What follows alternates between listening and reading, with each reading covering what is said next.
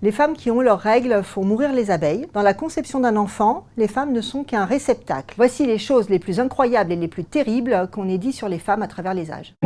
On commence par l'Antiquité. Un auteur, Pline l'Ancien, un Romain, il disait que les femmes qui avaient leurs règles faisaient mourir les abeilles, ternir les miroirs ou rendaient les graines stériles. Donc bien évidemment, c'est sans fondement. En fait, c'est surtout fait pour limiter les femmes et pour insinuer dans leur esprit qu'elles ont des faiblesses et des manques. Les philosophes également s'en sont mêlés. Aristote, un philosophe grec, expliquait que la femme est un embryon masculin non fini ou bien qu'elle n'est qu'un réceptacle dans lequel l'homme met sa semence. Et la femme est une sorte de pot où il met son petit trésor. Et du coup, il faut bien surveiller son réceptacle, il faut que je surveille cette femme et éventuellement que je la contrôle, d'où l'espace public qui a été réservé aux hommes et on a plutôt attribué aux femmes l'espace domestique. Donc on avance dans le temps et au Moyen-Âge, il y a des nouvelles lois, notamment la loi qui fait du mariage un acte sacré. On ne peut pas le rompre, seulement s'il n'y a pas eu de consommation du mariage ou si les liens parentaux sont trop proches. C'est particulièrement difficile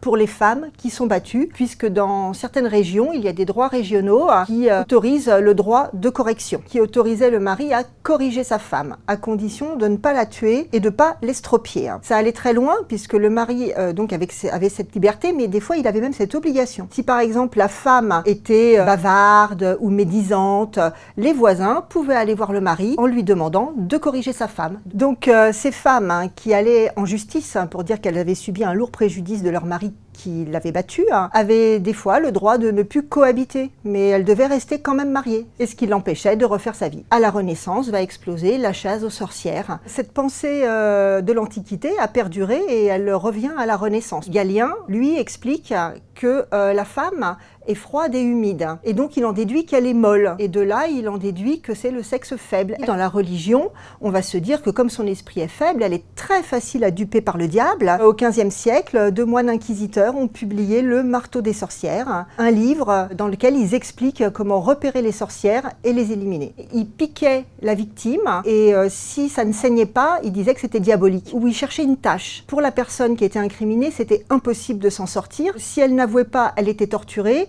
et si elle avouait, elle était brûlée. Arrive donc la période napoléonienne. Napoléon est un homme plutôt misogyne. Par exemple, une de ses phrases célèbres, c'est « La femme appartient à l'homme comme l'arbre fruitier au jardinier ». Il va immédiatement mettre en musique ses idées dans le Code civil, publié en 1804. L'un des articles les plus célèbres dit que la femme doit obéir au mari. Un autre article dit que la femme doit suivre le mari là où il veut habiter. Le Code civil dit que le père seul exerce l'autorité parentale. Et la femme ne peut agir en justice seule, sans l'autorisation de son mari. Pourquoi ne restait-elle pas célibataire? Être célibataire était vraiment vu comme une tare, une anomalie. Elles étaient mal vues et traitées souvent de filles faciles et de nymphomanes. Les seules qui échappaient un petit peu à ça, c'était les religieuses qui restaient célibataires, mais bien sûr, on disait qu'elles étaient mariées avec Jésus. Finalement, aussi horrible que cela puisse paraître, une des solutions pour une femme d'être libre, c'était d'être veuve. C'était une bonne façon de reprendre leur vie en main. Pour les plus riches, parce que pour les plus pauvres, ça les mettait aussi dans un désespoir et des fois même dans l'obligation de se remarier à tout prix. Mais pour les plus riches, elles pouvaient gérer le patrimoine de la famille, de leurs enfants et avoir une certaine autonomie.